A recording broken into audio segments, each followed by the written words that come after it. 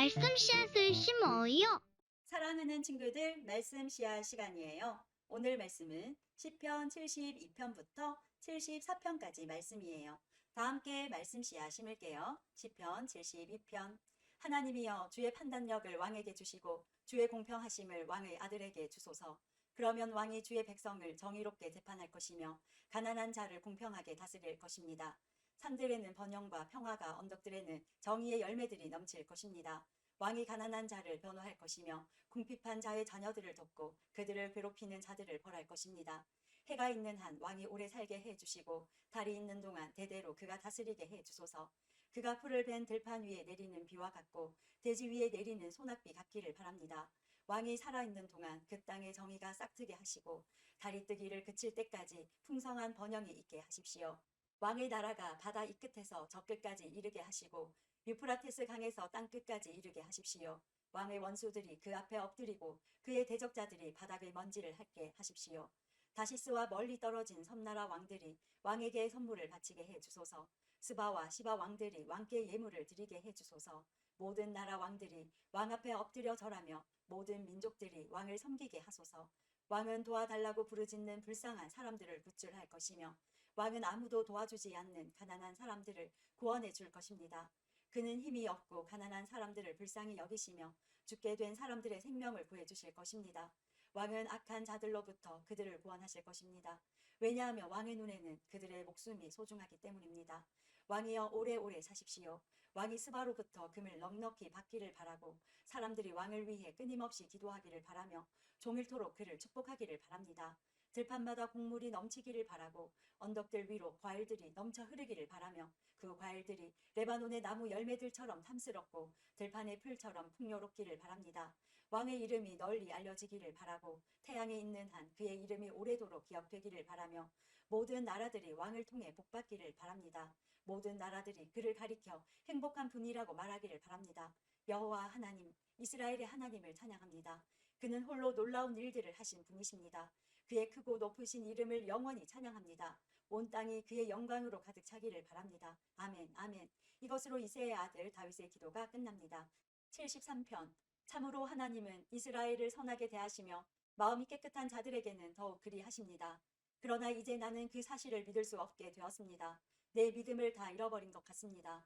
왜냐하면 악한 사람들이 잘 사는 것을 보고 나는 그런 교만한 사람들에게 질투를 느꼈기 때문입니다.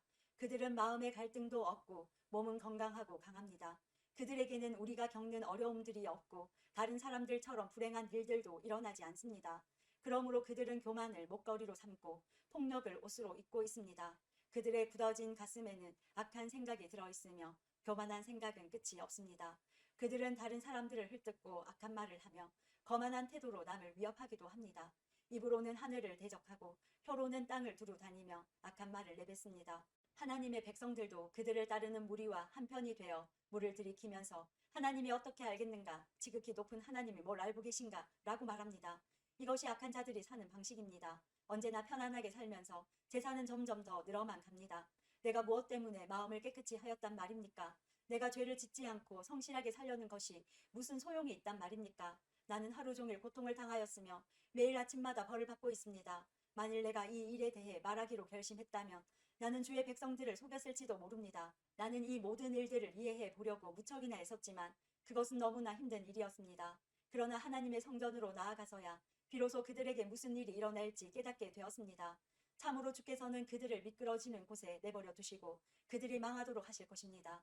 순식간에 그들이 망하게 되며 공포 가운데 그들이 모두 죽어 없어질 것입니다.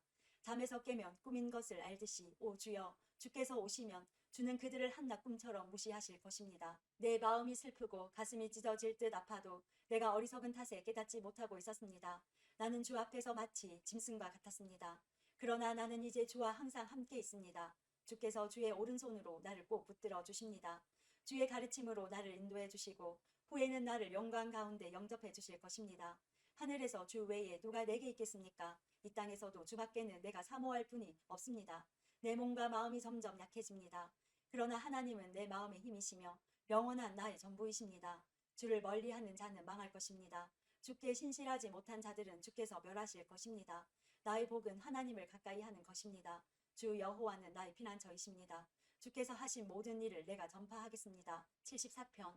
오 하나님, 왜 이렇게 오랫동안 우리를 버려두십니까? 왜 당신이 기르시는 양 같은 우리에게 화를 쏟으십니까? 오래전에 주께서 값을 지불하시고 백성을 사신 것을 기억하소서. 주께서 구원하신 종족을 기억하소서. 주가 살고 계신 시온산을 기억하십시오. 완전히 폐허가 된 곳으로 주의 발걸음을 옮기소서. 원수들이 성소에 있는 모든 것을 파괴해 버렸습니다. 주의 원수들이 주의 성소에서 승리하고 승리의 표시로 그곳에 깃발을 꽂았습니다. 그들은 마치 숲에 나무를 베는 사람처럼 도끼를 들고 나타났습니다.